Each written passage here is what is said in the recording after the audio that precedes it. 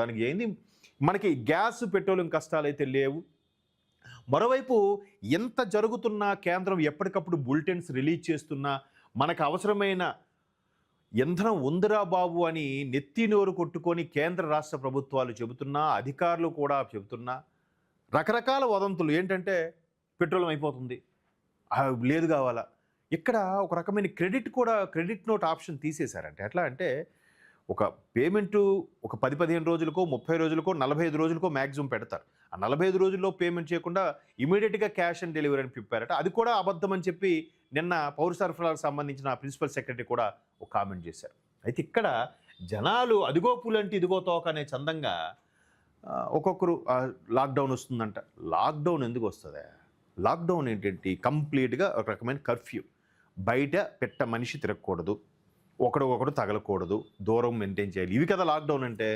మరి పెట్రోలియం ఎలా లాక్డౌన్ అవుతుంది అంటే పెట్రోలియం వల్ల ట్రాన్స్పోర్ట్ అంతా ఆగిపోయి తినడానికి గింజలు లేక స్తంభించిపోయిందని అంత డీప్గా ఆలోచించారా? కాదే. ఇవాళ రేపు ఎకో సిస్టమ్ వచ్చాయి, ఎలక్ట్రానిక్ వచ్చాయి, బ్యాటరీ వస్తున్నాయి.